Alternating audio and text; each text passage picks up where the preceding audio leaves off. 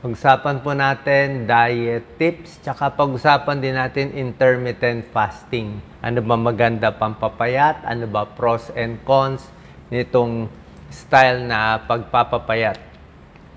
Meron kasi bagong lumabas na pag-aaral na balita na yung intermittent fasting daw ay pwedeng makasama sa puso. Kaya maraming nababahala, kaya ginawa ko rin itong video na to. So, alam nyo naman po, ang tips naman lagi naming doktor ay pare-pareho. Lagi ko naman sinasabi na moderation is key. Dapat common sense lang sa pagkain. Huwag sobra, huwag kulang, huwag masyadong ganado. Doon lang tayo sa hinay-hinay, swabe lang.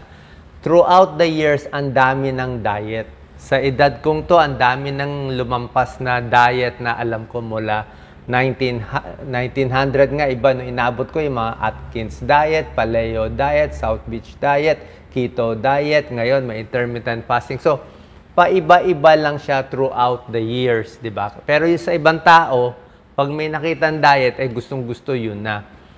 Para sa akin, anuman maging usong diet, ito pa rin ang basic principles. Meron tayong mga basic principles na dapat whole foods, mas fresh, mas maganda. Huwag processed foods, bawas sa matatamis. Sariling luto, balanced diet, laging balance. Huwag sobra carbohydrates, huwag sobra protein, huwag sobra fats, balance lang.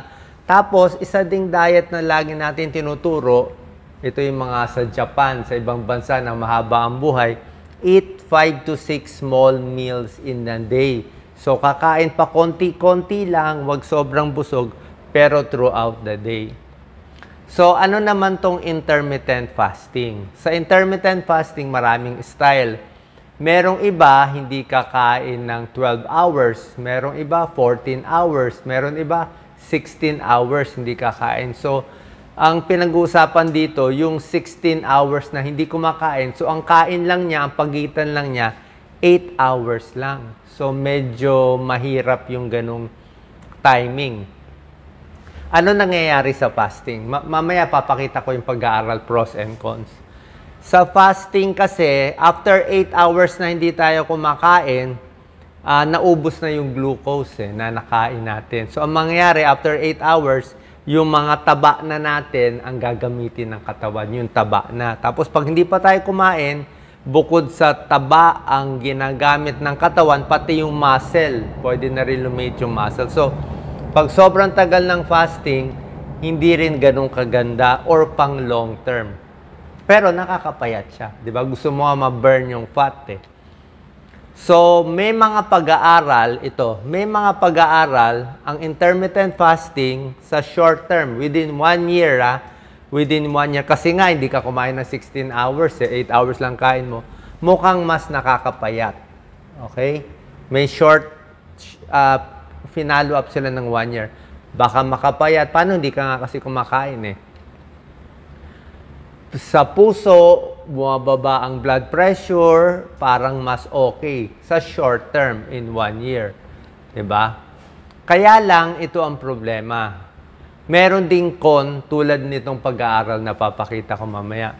Kahit noon pa naman, kahit panoorin nyo yung mga lumang videos ko, lagi ko sinasabi, intermittent fasting, yung 8 hours ka lang kakain, palagay natin, ang kain mo lang 10 a.m. hanggang 6 p.m. Mula 6 p.m., wala ka ng kain, wala ka rin breakfast, 10 a.m. pa, hintayin mo. So, medyo mahirap yon. Kaya para sa akin, sabi ko, kung bata ka pa, baka kaya mo yung intermittent fasting.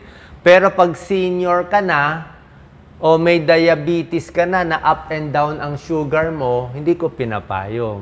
O meron ka ng sakit sa puso, o meron kang gamot na iniinom para sa sugar mo, 'di ba? O buntis ka, o nahihilo ka, eh, kung talagang hindi ka kakain ng 16 hours, lalo na kung may ulcer ka, kung may heartburn ka, baka hindi maganda para sa'yo. Kasi nga naging uso siya. Pero hindi ko naman kayong pipigilan. Sabi ko lang, pag ganito kayo, diabetic, matanda, heart disease, marami nararamdaman, eh, doon na tayo sa normal diet. Doon na tayo sa normal na kumain pa konti-konti, buong araw, papayat ka rin naman.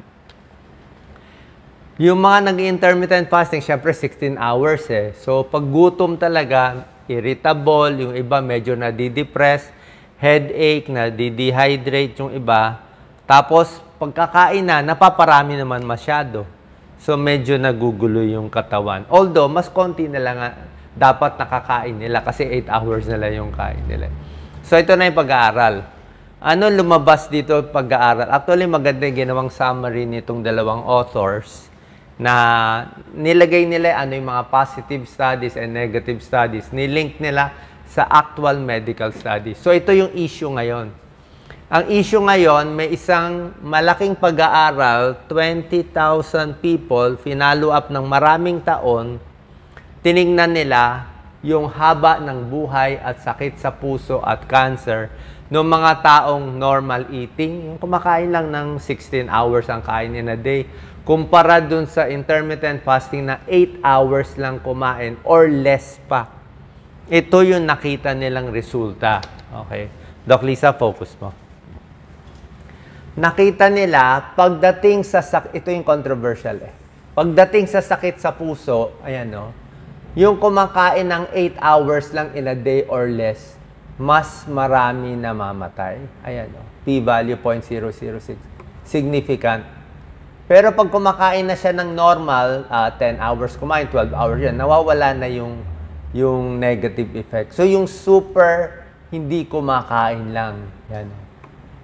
Pagdating, yan, heart disease na namatay. Ito naman, sa lahat ng tao, all-cause mortality, namatay sa lahat ng sakit, yung hindi rin kumakain ng 16 hours, ang kain nila 8 hours or less lang, may tendency din. May tendency din na mas harmful, pero hindi pa significant. Dumikit kasi sa line eh. Okay? So, parang may tendency, pero hindi sure. Ito hindi sure. Sa cancer mortality, walang connection. Parang hindi sure. So, dito lang.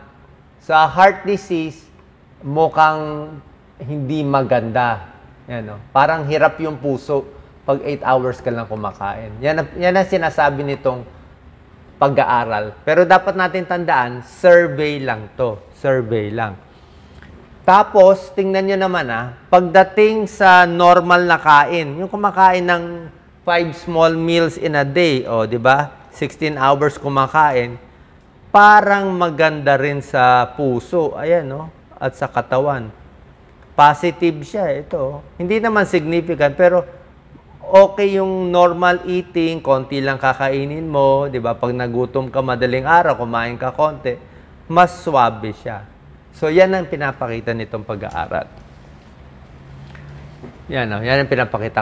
Kaya ang conclusion nila, pag hindi ka daw kumakain ng 16 hours, 8 hours lang ang kain mo, hindi daw maganda. Pero ganito naman ang tatandaan natin. Maraming pag-aaral. Okay? Gagawin kong pinakamadali. Ako ba nalilito dito? Hindi ako nalilito dito. Simple lang sa akin. Diba? So, unang-una, ano ang mga pro? Tingnan mo yung pag-aaral. Ang pro na studies, within 1 year, maganda daw yung intermittent fasting, pwedeng pumayat, bumababa yung cholesterol, yung high blood, kasi nga nagda-diet ka di ba? Pero dito naman sa angkon naman, in the long term, pag ginawa mo ng 5 taon, 10 taon, na 8 hours, kung ginawa mong pangmatagalan, tapos kung meron kang sakit sa puso, may diabetes ka, parang hindi maganda. Pero hindi pa naman sure to. Pero may tendency na Maniniwala ba tayo dito? Ang problema kasi, meron ding mga ilang pag-aaral na nagsasabi na yung pagkain na laging pinapayo ko na 5 to 6 small meals in a day. Yung kakain na pa konti-konti, umaga, tanghali, gabi, pag nagutom sa madaling araw, konting saging, yung pinapakalma mo yung katawan mo, relax, mas maganda daw sa puso, maganda sa diabetes, yung dahan-dahan yung pasok ng pagkain. So, parang wala namang conflict. Tulad nga na sinabi ko, kung bata ka pa, malakas ka pa, overweight ka, gusto mo talaga mag-diet, pwede mo subukan. Pero kung may diabetes, may heart disease, may edad, o gusto mo yung normal diet lang, pwede rin naman. Like ako usually 12 hours hindi ako makain kain ko 6 p.m. Sa umaga, kain ko mga 6:30, almost 12 hours yun. Diba? Pero 12 hours walang kaso eh. Ang ayaw nila, yung 16 hours na walang kain. Diba? Tsaka ako, pag ginutom ako ng madaling araw, walang fasting. Siyempre, nagutom ako. Inom ako ng tubig, kain ako ng saging, ayoko ma-dehydrate, diba? So, wala namang kaso siya para sa akin. Tulad na sinabi ko, yung basic principle, hindi pa rin naman nawawala. Eat 5 to 6 small meals in a day. Moderation in everything. Diba? Wag sobra din ganyan yung gugutumin mo sarili mo. Diba? So, nasa sa inyo pa rin po. Pero yan na po ang lumabas na pag-aaral. Sigurado ba nakakasama? Wala makakasabi. Meron pa naman mga future studies eh.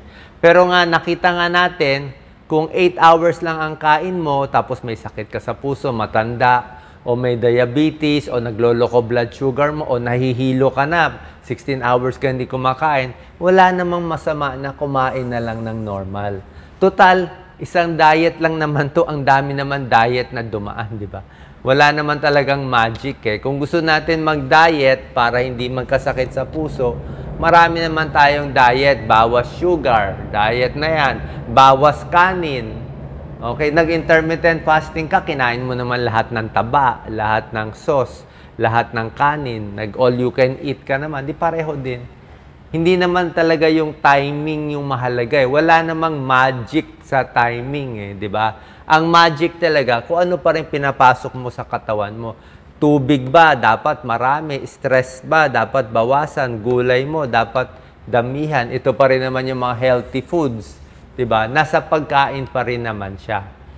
Fiber-rich foods, prutas, apple, strawberry, gulay, cauliflower, broccoli, kangkong, more protein, bawas sa taba, itlog, pwede pa konti-konti. Diba? Tulog. Pag mas mahaba ang tulog, mas hindi ka kumakain, di ba? Kung mahaba tulog mo, halos 12 hours ka rin hindi kumakain. Pwede na naman yun eh. Actually, nakakapayat nga yung mahaba ang tulog. Bawas stress. Di ba? Anong iiwasan para mag-diet? Ito, matatamis. Ang daming sugar. Oh. Soft drinks, kahit diet drinks, iwas, iced tea, energy drinks, sports drinks. Healthy ang sports drinks, pero nakakataba pa rin siya. Sugary na fruit juice, prutas na lang, added sugar, alcoholic. Lahat ito, kung may diabetes, nagda-diet ka, iwasan. Tubig lang talaga maganda. Tubig, gusto mo, konting lemon, unsweetened tea, black coffee, pwede naman. At tubig pa rin, walang calories, madaming benefits sa katawan, helps you lose weight, at exercise, kahit lakad-lakad lang, malaking tulong. Okay, so dun lang tayo sa normal diet. Kung kayo ay nag-intermittent fasting 16 hours, natatakot kayo sa study, di bawasan nyo, gawin nyo na lang 12 hours. Gawin nyo na lang 13 hours. Kasi sa 12 hours, 13 hours, okay na eh. Wala nang negative effect eh. Tapos bawasan mo nyo na lang yung kakainin nyo. Pwede rin naman yun. Salamat po.